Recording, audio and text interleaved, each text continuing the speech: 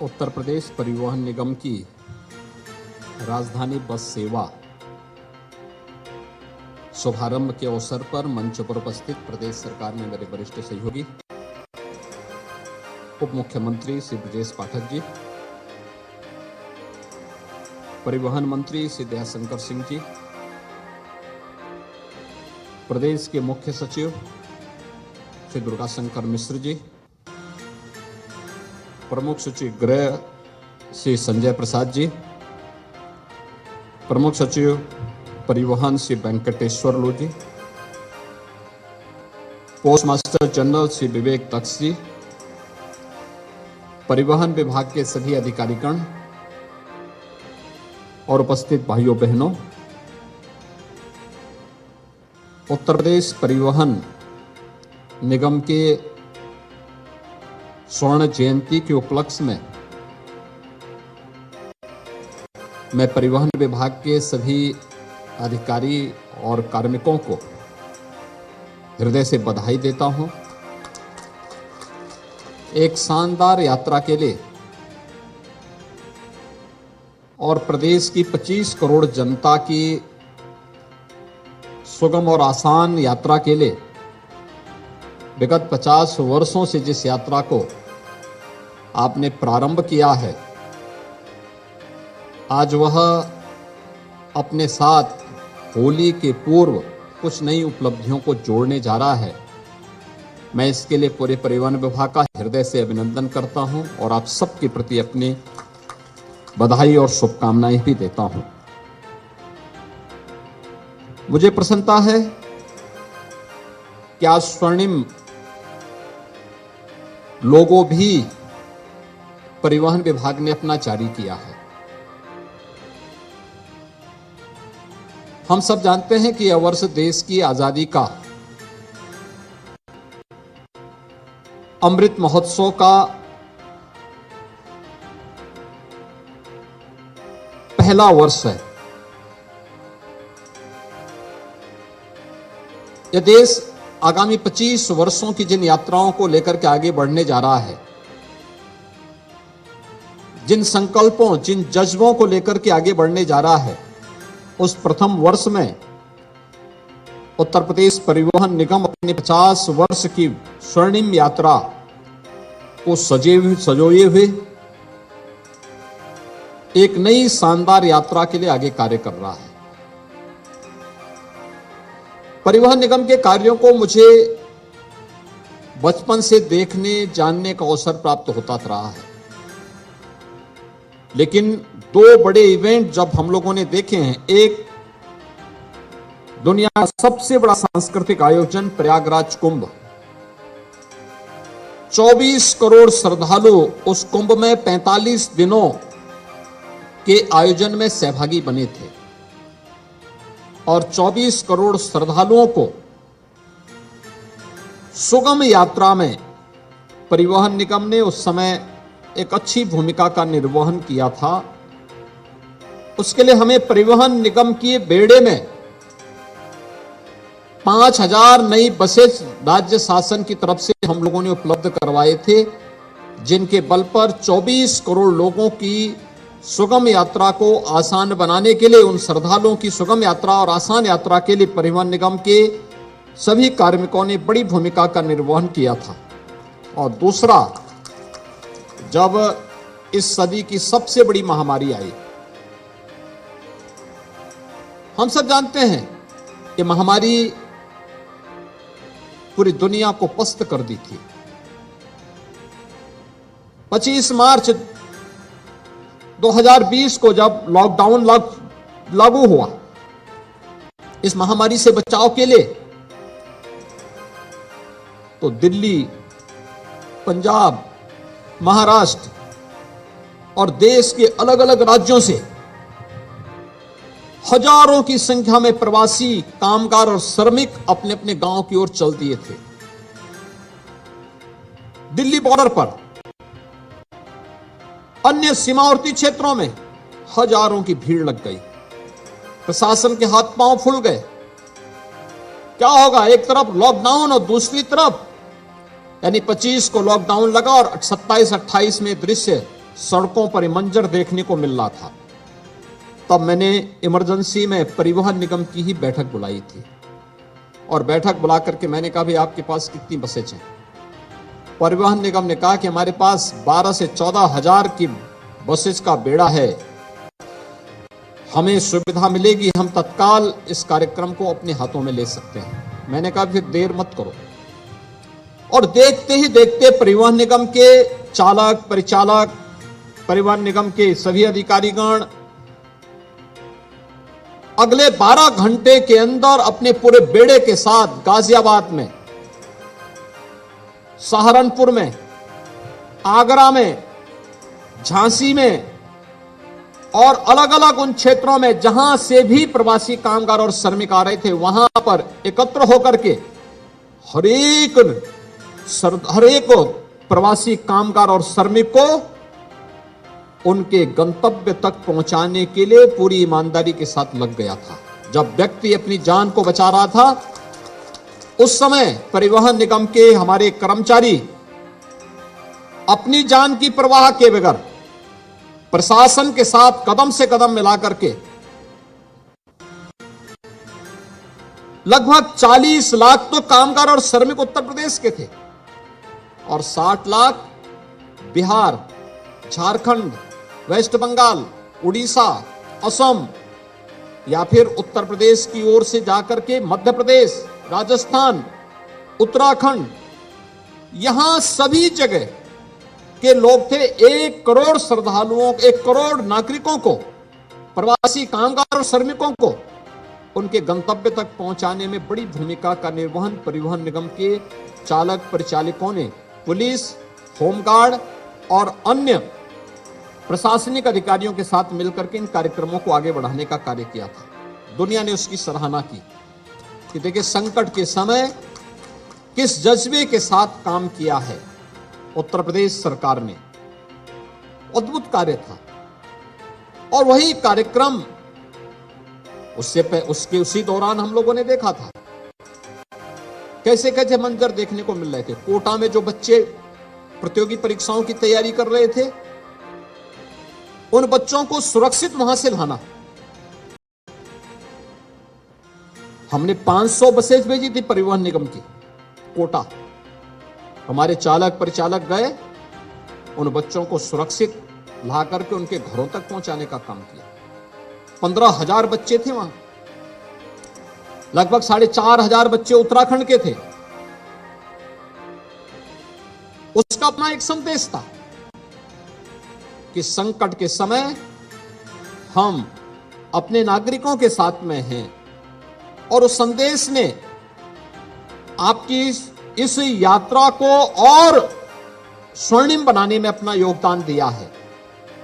और आज जब यहां पर हम कार्य कर रहे थे, अभी हमारे परिवहन मंत्री कह रहे थे कि उनके प्रमुख सचिव लोक ही नहीं परलोक की बात भी करते हैं। मैं उनसे कहूंगा कि लोक की अच्छी यात्रा वे कराएं, परलोक की चिंता मत करें।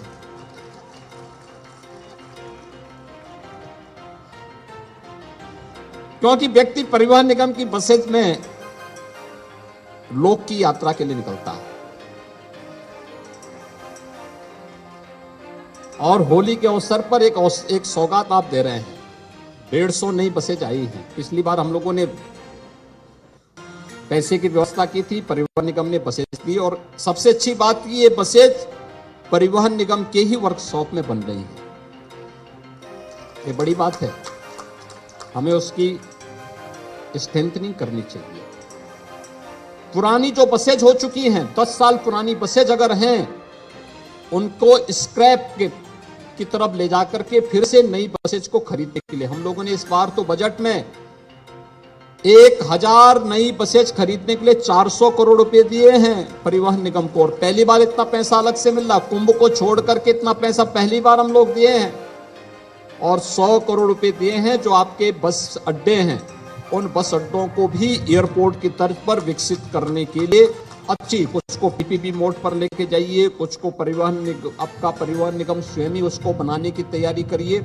और ये पैसा इसलिए दिया गया है कि आपने संकट के समय उत्तर प्रदेश वासियों को और देशवासियों के साथ आप खड़े रहे, इसलिए हमें अपने बजट से पैसा देने में कोई संकोच भी नहीं हुआ। क्योंकि आपदा बता करके नहीं आती है, उसके लिए हमें सब तैयार होना होता है। और सब कुछ आपके पास है, सामर्थ्य आपके पास है, स्केल भी है और स्किल भी है, ये सब आपके पास है। उसके लिए अपने आप को तैयार करना, अपनी सामर्थ्य का एहसास हमेशा कराना।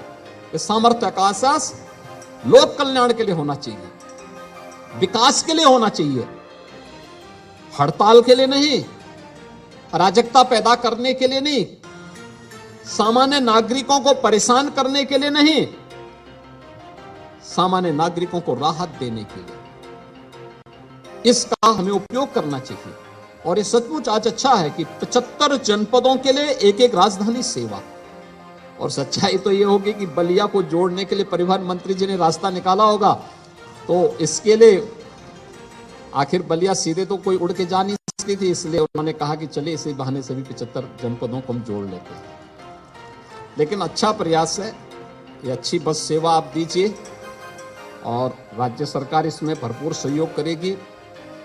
75 बस सेवा आज शुरू होने जा रही 75 जनपदों के लिए। होली के अवसर पर परिवहन निगम को पहले ही हम लोगों ने कहा था कि भीड़ भाड़ हो रही है बस स्टेशनों पर, रेलवे स्टेशनों पर, एयरपोर्ट्स पर। अगर हम अच्छी बस सेवा दे देते हैं उसका लाभ होगा लोगों को, कॉमन मैन को उसका लाभ होगा। आसानी से लोग अपने घर में जा सकते हैं, अपना पर्व और त्योहार मनाने के लिए आसानी से लोग जाएंगे। होली है, दीपावली है, विजयादशमी है, रामनवमी है, शिवरात्रि है, जन्माष्टमी है, यही तो आयोजन होते हैं जब व्यक्ति अपने घरों में जाकर के अपने सगे संबंधियों से मिल लेता है। और उस समय अगर सरकार उसमें थोड़ा बहुत उनकी यात्रा को सुगम बनाने में थोड़ा योगदान दे सकता है तो देना चाहिए। रक्षाबंधन के समय परिवहन निगम माताओं और बहनों को फ्री में यात्रा की सुविधा उपलब्ध कराता है, उसको लोग बहुत अच्छे ढंग से, बहुत पॉजिटिव उसमें लेते हैं। और ये सेवा हमें अनवरत रूप से इसी प्रकार से आगे बढ़ानी चाहिए। अच्छी सेवा देंगे, लोग उसको स्वीकार करेंगे। हम इसमें नए नए मॉडल उठाने चाहिए। 1 लाख राजस्व गांव है उत्तर प्रदेश के अंदर। लक्ष्य हमारा होना चाहिए उन सभी 1 लाख गांवों में परिवहन निगम अगर चाहें तो यह रेलवे से और एयर कनेक्टिविटी से बेहतर सेवा दे सकता है, बेहतर सेवा दे सकता है। 1 लाख गांवों को, कुछ को परिवहन निगम और कुछ पे पीपीपी मोड पर अनुबंधित बसेज के माध्यम से उन गांवों को सेवाओं से आप जोड़ सकते हैं। आवश्यक नहीं कि सब जगह आप 50 सीटर बसेज ही भेजें, कुछ जगह 30 सीटर बसेज भेजिए, 20 सीटर बसेज भेजिए, जोड़िए। किसी यात्री के साथ चीटिंग नहीं होनी चाहिए, उसकी यात्रा सुरक्षित हो, आसान हो, हर व्यक्ति अपने गांव से अपने शहर की तरफ जा सके और शहर से गांव की तरफ भी आसानी से जा सके। अगर गांव से कोई सामान उसे लेकर के शहर की तरफ आना है, सब्जी मार्केट तक पहुंचाना है, आपकी सेवा उनकी सेवा के लिए तैयार है। अगर अपना कोई सामान जिसको मार्केट की तरफ ले जाना चाहता है, आपकी सेवा उसके लिए तैयार दिखाई दे। और आप इसके माध्यम से जगह जगह छोटे छोटे परिवहन निगम अगर इसमें सहयोग करें, पर्यटन विभाग के साथ मिल जाएं, राजस्व विभाग के साथ बात करें, कहीं पर अच्छे ढाबा बने, जनता को बुनियादी सुविधाएं मिलें, अच्छे होटल बने, लोग जाएं, उनका उपयोग करें। आप मान के चलिए 1 लाख स्थानों पर आप ये सुविधा उपलब्ध करवा सकते हैं और लाखों नौजवानों को नौकरी, रोजगार और स्वावलंबन की ओर अग्रसर कर सकते हैं। पीपीपी मोड पर बस अड्डों को आगे बढ़ाने की कार्रवाई तत्काल आगे बढ़नी चाहिए। 5 को कल किया है, लेकिन इसको तेजी लाने की आवश्यकता है। कोई व्यक्ति आता है, सबसे पहले उसका वास्ता पड़ता है बस स्टैंड पर। बस अच्छी हो, साफ सुथरी हो। हम अपने कार्मिकों को प्रशिक्षित करें इस बात के लिए। एक चालक है, उसका काम केवल आकर के स्टीयरिंग पे बैठना नहीं होना चाहिए। एक परिचालक है, वो केवल आकर के केवल टिकट ना काटें।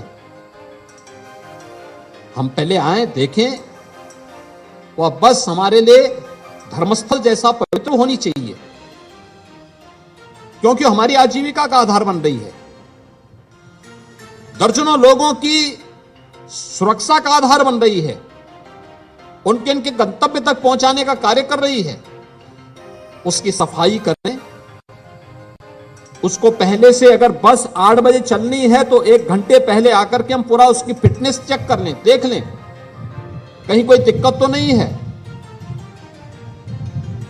अगर हम नियमित रूप से इन कार्यक्रमों को करेंगे, देखेंगे, और कोई भी अगर टूट फूट हुई है तो तत्काल उसकी मरम्मत भी कर लें। आपके पास अपनी वर्कशॉप है। मैं एक बार एक राज्य में गया था, दूसरे राज्य में, उत्तर प्रदेश के बाहर, तो उस बस की केवल बॉडी थी, एक भी ग्लास नहीं था। तो मैंने लोगों से कहा, मैंने कहा ऐसे क्यों? साहब जो है कम से कम इसी बहाने हवा आ जाती है इससे। तो हमने कहा ग्लास क्यों? कोई एक भी शीशा नहीं था। लोगों ने उसको अपना उसका हिस्सा बनाया हुआ है। ठीक नहीं है। देखिए, एक नागरिक की सुरक्षा, अगर कोई गिरी जाए, बच्चा ही नीचे झांकते हुए तेज स्पीड के दौरान नीचे गिर जाए, क्या स्थिति होगी?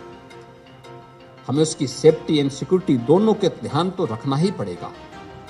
ऐसे ही चालक परिचालक का मेडिकल फिटनेस, ये नियमित क्रम का हिस्सा बनना चाहिए। इसके लिए उप मुख्यमंत्री पाठक जी हैं, उनके साथ एक MOU परिवहन निगम को करना चाहिए, और इस बात के लिए विभाग के साथ करना चाहिए कि नियमित रूप से स्वास्थ्य विभाग के हॉस्पिटल्स में या उनके इम्पैनल्ड हॉस्पिटल में उनकी नियमित हेल्थ चेकअप की व्यवस्था हो, और उसमें तत्काल उसकी सूचना आपके पास भी हो। जैसे आपने यहां राही ऐप बनाया है बस बुकिंग के लिए,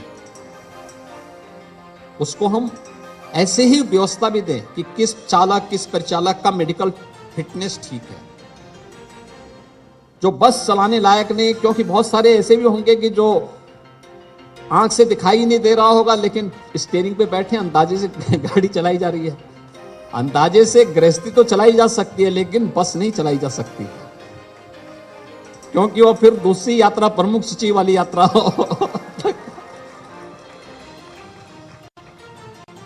वो पहुंचा ही देगा। तो उस यात्रा से हमें बचना होगा। और मुझे बहुत अच्छा लगा कि आज यहां पर 75 बस सेवा हम शुरू करने जा रहे हैं। बहुत अवसर है आपके पास। स्वर्ण जयंती के अवसर पर डाक टिकट के लिए मैं डाक विभाग को भी हृदय से धन्यवाद देता हूं। अच्छा डाक टिकट उन्होंने यहां पर परिवहन निगम की दिया है, और 1 लाख गांवों को परिवहन निगम की बसेज या उनके अनुबंधित बसेज के माध्यम से जोड़ने के लक्ष्य के साथ हमें काम करना होगा। हर जनपद में, हर तहसील स्तर पर, हर ब्लॉक स्तर पर 350 से अधिक तहसीलें हैं, 825 विकास खंड हैं, 762 नगर निकाय हैं यूपी के अंदर। इन सबको बस सेवा के साथ आप जोड़ दीजिए। 1 लाख राजस्व गांव हैं, इनको बस सेवा के साथ जोड़ दीजिए। आप प्रॉफिट की बात कर रहे हैं, आपको प्रॉफिट ही प्रॉफिट नजर आएगा, लेकिन इसके लिए निर्णय लेकर के समयबद्ध कार्यक्रम को हमें आगे बढ़ाना पड़ेगा। और ये बसेज आज जो दिखाई दे रही है, समयबद्ध निर्णय का ही परिणाम है कि परिवहन निगम ने जिन कार्यक्रमों को आगे बढ़ाया, तेजी के साथ उसको एक अंजाम तक पहुंचाने का कार्य करेगी।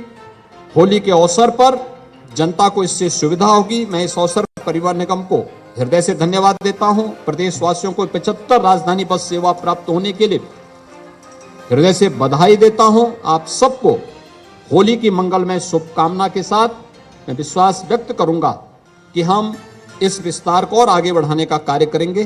धन्यवाद। जय हिंद। और संक्षिप्त धन्यवाद के लिए मैं आमंत्रित कर रहा हूं श्री वेंकटेश्वर